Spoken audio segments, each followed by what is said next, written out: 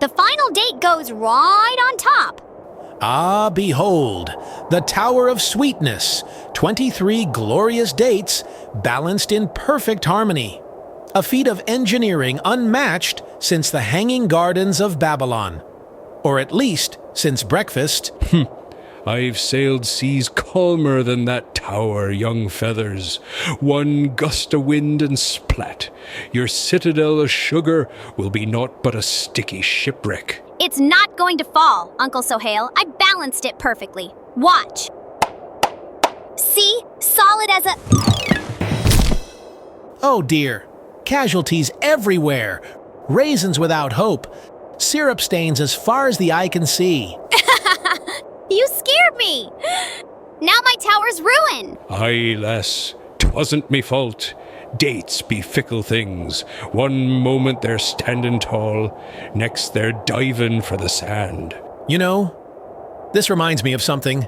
Sometimes life seems calm, steady, safe, and then, wham! Danger comes crashing in when you least expect it. Like a giant seagull stealing your lunch? Or like a man walking into Makkah with a sword, ready to change everything. Mirage Digital presents The Amazing Stories with Zaki the Hoopoe. Season 2, Episode 19, The Day the Sword Fell. Salam, my amazing friends! It's me, Zaki the Hoopoe. I'm so glad you've joined me today. Now let's get on with today's story. The air in Makkah is changing, and not in a gentle breeze sort of way. Whispers have turned into glares, and for the Prophet Muhammad, danger is no longer hiding in the shadows. It's walking right toward him. Danger? Like a wild animal? Not an animal, Nunu. A man carrying a sword, and a heart full of anger. I know, he came to steal your dates. No, Uncle Suhail. Not quite, Captain. This is the story of how a man who came with a sword left with something very different in his heart.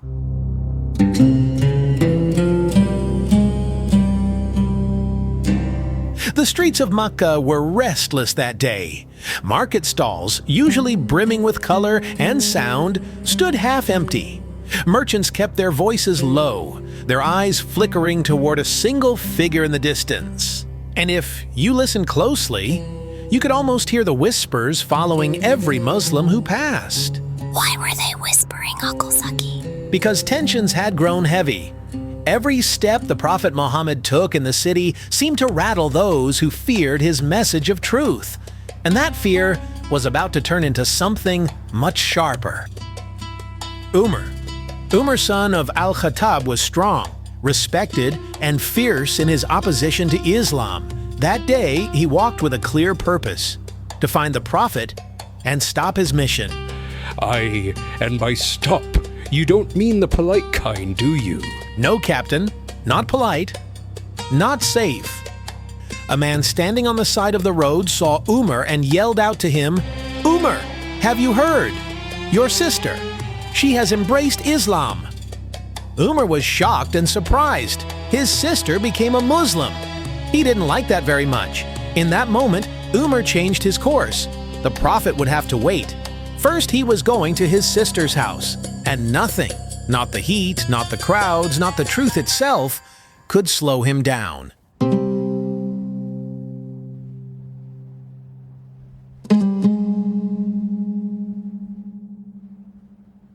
Umar's feet pounded against the dusty streets. His eyes were locked forward, his jaw set. Each step carried the heat of his anger, an anger that burned hotter than the midday sun. Was he really going to hurt his own sister? He was blinded by his anger, Nunu. And when someone's heart is closed to the truth, they can do things they would never imagine. Umar stormed into his sister's home. She and her husband were reciting from the Quran. Their voices were calm, steady, and full of light. That light was met by the shadow of Umar's anger. Words were shouted. He struck his sister, a quick, harsh blow, and the room seemed to shake with the force of it. He hit her? Yes, Nunu. It was wrong. And it was cruel. But she stood firm. She said, "These are the words of Allah, and they cannot be stopped. You may threaten us, Umar, but you cannot silence the truth." She refused to let him read the scroll until he purified himself. Umar washed. The dust of the road slid from his hands. The heat of his anger began to cool, drop by drop. The words of Surah Taha filled the room once more. "Indeed, I am Allah. There is no deity except me, so worship me."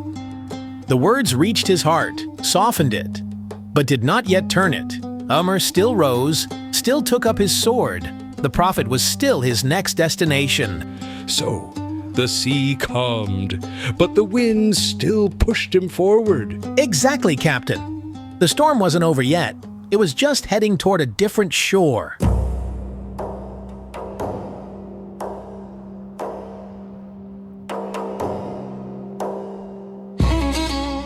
Umar walked across Makkah with purpose. He wanted to confront the Prophet. He didn't like the problems that the Prophet had caused in the city. People saw him, a man walking with fast pace, sword in hand. He arrived at the house the Prophet was at. The house was quiet but watchful. Inside, the Prophet Muhammad sat among his companions. But at the door, two figures stood like mountains. On one side, Ali. Now a young man, but still fierce, eyes sharp as an eagle's, hands ready to strike if danger came near.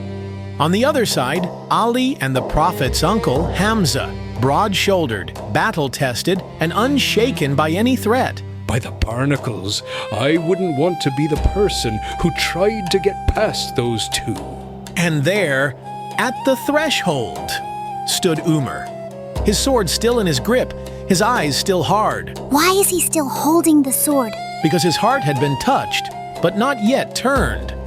And Allah's protection was about to be seen. Umar's gaze met Ali's steel, then Hamza's fire, and beyond them, the Prophet, calm as the morning sea. The Prophet spoke up in an even and kind way. "What brings you here, Umar?" Umar's hand started to shake. His grip on the sword faltered. The weight of Ali's watchful eyes, Hamza's unshaken stance, and the Prophet's calm and majestic manners pressed against his anger. Until it cracked, he said slowly and methodically. Umar looked around, his eyes looking at every single person. He finally dropped his sword, and with a deep breath said, "I came with anger, but I cannot deny the truth." After that moment, Umar bowed his head and accepted Islam. He declared himself Muslim. This was Allah protecting his messenger, turning what could have been blood into safety. I'd say it was those two mountains at the door that helped. Maybe, Captain. It was the truth, and Allah's protection that outshone the sword. So, even when someone came with a sword, Allah still kept the Prophet safe? Exactly, Nunu. No matter how close the danger came, Allah's protection was stronger. Aye, but having two giants like Ali and Hamza standing guard doesn't hurt either. True, but even the biggest guards can't stop what Allah decides.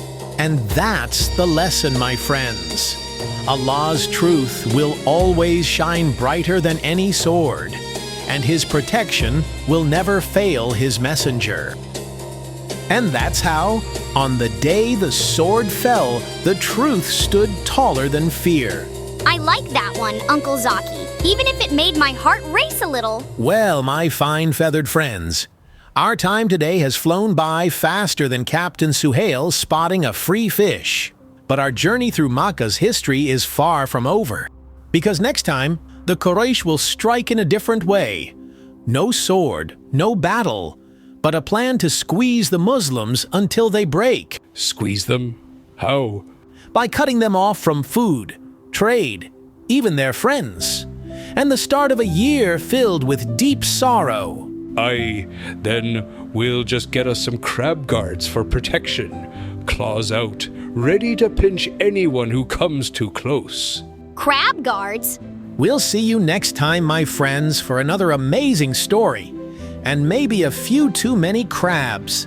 Salam for now. This story was produced by Mirage Digital. Voices provided by Wayne Holland as Zaki and Curtis Fletcher as Captain Suhail.